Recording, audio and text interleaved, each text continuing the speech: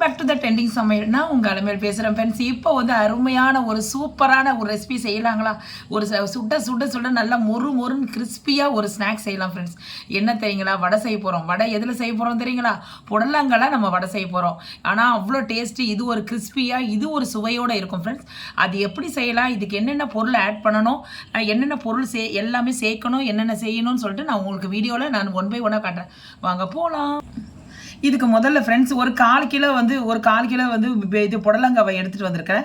எடுத்துகிட்டு நல்லா இது பாருங்க, சின்ன சின்னதாக இந்த மாதிரி பீஸாக கட் பண்ணி வச்சுருங்க. ரொம்ப பெருசு பெருசாலாம் வேணாம், இந்த மாதிரி கட் பண்ணி வச்சுங்க. நல்லா வாஷ் பண்ணிவிடுங்க ஃப்ரெண்ட்ஸ். நான் வாஷ் பண்ணி தான் நான் எடுத்து வச்சுருக்கிறேன். இதில் வந்து நம்ம என்ன பண்ணணும், ஃபஸ்ட்டு என்ன பண்ணணும், கொஞ்சோண்டு சால்ட்டு போட்டுங்க ஃப்ரெண்ட்ஸ்.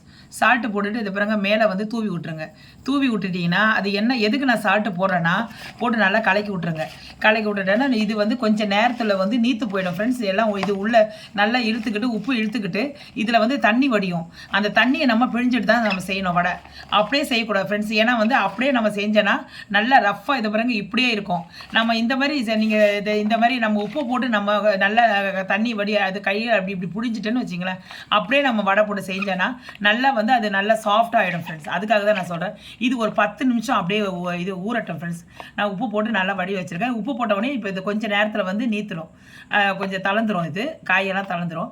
அப்போ வந்து அடுத்தது ப்ராசஸ் இப்போ அடுத்த ப்ராசஸ் நம்ம போகலாம்.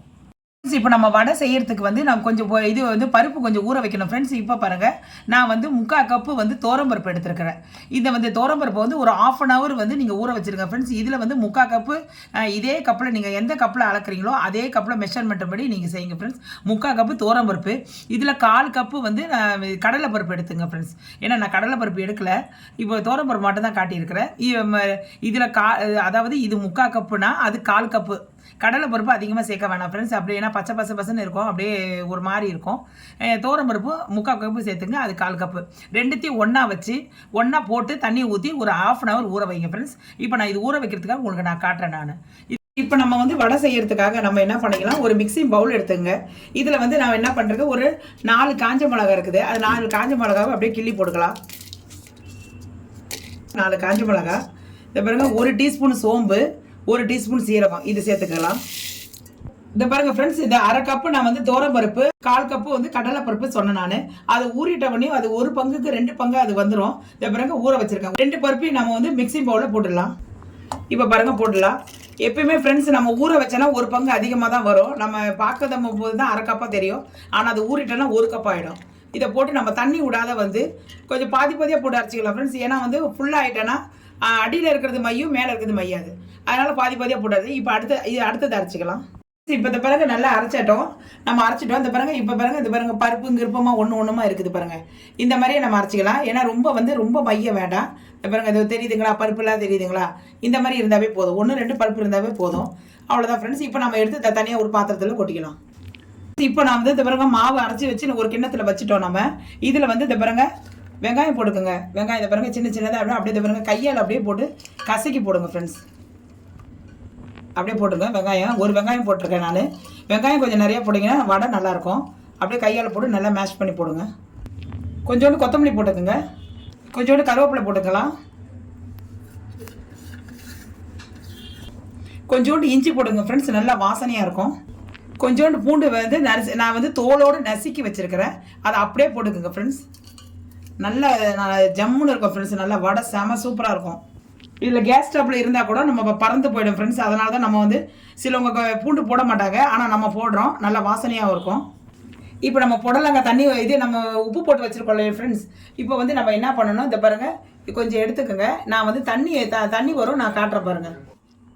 ஓகே ஃப்ரெண்ட்ஸ், இப்போ பாருங்கள் நான் தண்ணி இதை பாருங்கள் எவ்வளோ, இது பாருங்கள் தண்ணி எவ்வளோ வருது பார்த்தீங்களா? ஓகேங்களா? இதுதான் நான் சொல்கிறேன். அப்போ தான் வந்து நம்ம வடைக்கு வந்து நம்ம அப்படியே போடக்கூடாது. இப்போ நல்லா வந்து நம்ம மஞ்சிரும். நம்ம இது நல்லா வந்து நம்ம வடை போடும்போது நல்லா சாஃப்டாகிடும். இந்த தண்ணியெல்லாம் எடுக்கணும். அதனால தான் நம்ம உப்பு போட்டு கொஞ்சம் ஊற வைக்கிறது.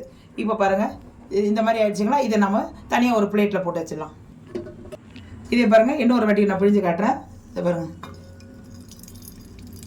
எவ்வளோ தண்ணி வருது. இதே மாதிரி நம்ம எல்லாத்தையும் தண்ணி பிழிஞ்சு நம்ம தனியாக வச்சிடலாம் ஃப்ரெண்ட்ஸ். இப்போது புடலங்காவை எல்லா தண்ணியும் பிழிஞ்சு வச்சிடலாம்.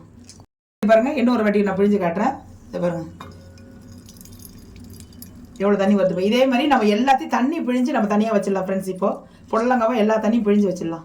தண்ணி இருக்குது பாருங்கள். இதை பாருங்கள் ஃப்ரெண்ட்ஸ், அந்த 1/4 கிலோ புடலங்கால எவ்வளோ தண்ணி உங்கள்கிட்ட காட்டுறதுக்காக தான் நான் வச்சுருந்தேன். இவ்வளோ தண்ணியை நம்ம அது உள்ளே இருக்கிறனால தான் வந்து உங்களுக்கு காய் வந்து சாஃப்டாக இருக்காது. இப்போ நம்ம வந்து உப்பு போட்டனால இவ்வளோ தண்ணி வந்துருச்சு. இது பாருங்கள். இப்போ இந்த தண்ணியை கீழே ஊற்றிடலாம். ஓகே ஃப்ரெண்ட்ஸ், இப்போ வந்து நம்ம வந்து இந்த புடலங்காவை இதில் கொட்டிடலாம். கொஞ்சோண்டு சில்லித்தூள் போடுங்க ஃப்ரெண்ட்ஸ். குழந்தைங்க சாப்பிட்றதா இருந்துச்சுன்னா சில்லித்தூள் அவாய்ட் பண்ணுங்க. ஏன்னா ஆல்ரெடி நம்ம காஞ்ச மிளகாய் போட்டு அரைச்சிருக்கிறோம். கொஞ்சோண்டு மஞ்சத்தூள் போட்டுக்குங்க. இப்போ கொஞ்சோண்டு மாவுக்கு மட்டும் போட்டுங்க ஃப்ரெண்ட்ஸ். ஏன்னா வந்து ஆல்ரெடி புடலங்கால உப்பு இருக்குது, அதெல்லாம் பார்த்து போட்டுக்குங்க. கொஞ்சோண்டு போட்டுக்குங்க. நம்ம எல்லாத்தையும் நம்ம ரெடி பண்ணிக்கிட்டு கொஞ்சம் போட்டு பார்க்கலாம். வாயில் போட்டு பார்த்தா தெரியும். ஓகே ஃப்ரெண்ட்ஸ், இப்போ நம்ம எல்லாத்தையும் போட்டு கையால் கலக்கிக்கலாம். மாவு எல்லாத்தையும் போட்டு கையால் கலக்கிக்கிட்டு அப்படியே நல்லா கையாலேயே கொஞ்சம் அழுத்தி விட்டுருங்க ஃப்ரெண்ட்ஸ். அழுத்தி விட்டு இது பண்ணுங்க. தண்ணி கிண்ணி ஊற்றிடாதீங்க ஃப்ரெண்ட்ஸ். நம்ம எல்லாத்தையும் போட்டு நம்ம கலக்கிட்டோம். இப்போ நம்ம வந்து இதை நம்ம என்ன பண்ணணும், வடை மாவு பிடிக்கிற மாதிரி வருதான்னு பார்க்கணும் ஃப்ரெண்ட்ஸ். இதை பாருங்கள். இப்போ கொஞ்சோண்டு மாவு எடுத்துங்க. இதை பாருங்கள். இப்படி பிடிச்சிங்கன்னா அப்படியே நிற்கணும். இதை பாருங்கள். இதை நிற்கிதுங்களா? அவ்வளோதான் ஃப்ரெண்ட்ஸ். அப்படியே வந்து உள்ளங்கையில் வச்சு அப்படியே நம்ம தட்டிட்டா அப்படியே நம்ம வடை போட்டுடலாம் ஃப்ரெண்ட்ஸ். இதே மாதிரி இதை வந்து நீங்கள் என்ன பண்ணுறீங்க, ஒன்று ஒன்றா நம்ம வந்து வானலில் போட்டுட்டு அப்படி அப்படியே நம்ம போடக்கூடாது ஃப்ரெண்ட்ஸ். ஏன்னா வந்து ஒன்று வேகிறதுக்குள்ளே இன்னொன்று தட்டுறதுக்குள்ளே அது வெந்துடும், இது வேகாது. அதனால் நீங்கள் என்ன பண்ணுறீங்க, ஒரு பிளேட்டில் வந்து நிறைய இந்த மாதிரி வடையை தட்டி வச்சுக்கிட்டு ஒன்று ஒன்றா நம்ம போட்டு எடுக்கிறதுக்கு வாட்டமாக இருக்கும். இதே மாதிரி நம்ம எல்லாத்தையும் போட்டு வச்சுட்டு உங்களுக்கு நான் காட்டிட்டு அதுக்கப்புறம் போய் நான் எண்ணெய் சட்டியில் போடுறேன் நான். ஓகே ஃப்ரெண்ட்ஸ், இதை பாருங்கள். இதே மாதிரி நம்ம வந்து இதே மாதிரி நம்ம வந்து நம்ம பிடிச்சி வச்சுக்கலாம் ஃப்ரெண்ட்ஸ். இதை பாருங்கள், வடை தட்டி வச்சுக்கலாம். இப்போ நம்ம வானலை வச்சு இப்போ சட்டுன்னு போட்டு எடுக்கிறதுக்கு வாட்டமாக இருக்கும். அதுக்காக தான் உங்கள்கிட்ட சொன்னேன். ஏன்னா ஒன்று ஒன்றா நம்ம கையில் தட்டி அதை எடுத்து போடுறதுக்குள்ளே இது ஒன்று தீஞ்சிரும். அது அப்போ தான் போட்டு நிற்போம், வெந்து நிற்கும். அதனால தான் உங்களுக்கு சொல்கிறேன் நான். இந்த மாதிரி நீங்கள் வந்து எல்லாத்தையும் ரெடி பண்ணி வச்சுக்கிட்டு அதுக்கப்புறம் நீங்கள் எண்ணெய் பக்கத்தில் போங்க. ஓகே ஃப்ரெண்ட்ஸ், இப்போ நம்ம ஒரு வானலில் வந்து எண்ணெய் காய வச்சுருக்கிறோம். நீங்கள் வந்து என்ன பண்ணுறீங்க, நீங்கள் உங்களுக்கு ஒரு ஐடியா சொல்கிறேன். எப்படின்னா, நம்ம கையில் தட்டிட்டு இருக்கும் போது நீங்கள் வானலில் வந்து எண்ணெய் காய வச்சுருங்க ஃப்ரெண்ட்ஸ். ஏன்னா வந்து அப்போ அதை நம்ம தட்டி முடிக்கிறதுக்கும் அந்த எண்ணெய் காயறதுக்கு நம்ம போட்டு எடுக்கவும் கரெக்டாக இருக்கும். இப்போ நம்ம வந்து அந்த மாதிரி தான் நான் பண்ணேன். தட்டிகிட்டே இருக்கும் போது நான் எண்ணெய் காய வச்சுட்டேன். இப்போ எண்ணெய் காஞ்சிடுச்சு. இதோ தட்டிட்டேன் ஃப்ரெண்ட்ஸ். இப்போ வந்து நம்ம எடுத்து இந்த பாருங்க, இந்த வடையை எடுத்து நம்ம ஒன்று ஒன்றா போடலாம். மெதுவாக போடுங்க ஃப்ரெண்ட்ஸ். ஏன்னா போட்ட உடனே திருப்பாதீங்க.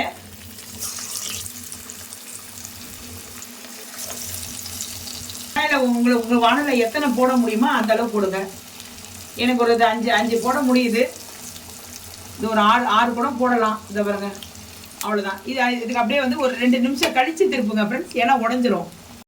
இப்போ நம்ம வந்து வடை வெந்துட்டு இருக்கு. அப்படியே மேலோட அப்படியே திருப்பி போட்டுருங்க. மெதுவாக திருப்பி போடுங்க ஃப்ரெண்ட்ஸ். இதை பாருங்க, அப்படியே இதை பாருங்க, எல்லாத்தையும் அப்படியே திருப்பி போட்டுருங்க. இப்போ நம்ம எடுத்துடலாம் ஃப்ரெண்ட்ஸ். இதை பாருங்க, இந்த மாதிரி கலர் வந்தோடனே எடுத்துடலாம். அந்த பாருங்க, நல்லா வெந்துருச்சு. மேலே வந்து ப்ரௌனிஷாக ஆயிடுச்சு. அந்த வெங்காயம் இந்த பூண்டெல்லாம் பாருங்க எப்படி ஆயிடுச்சு. இதை பாருங்க, அந்த எல்லாமே இப்போ இப்படி இருக்கும் போது நம்ம வந்து இன்னொரு கரண்டியில் நம்ம எடுத்துடலாம். ஏன்னா அந்த எண்ணெய்லாம் அதில் வடிஞ்சிரும்.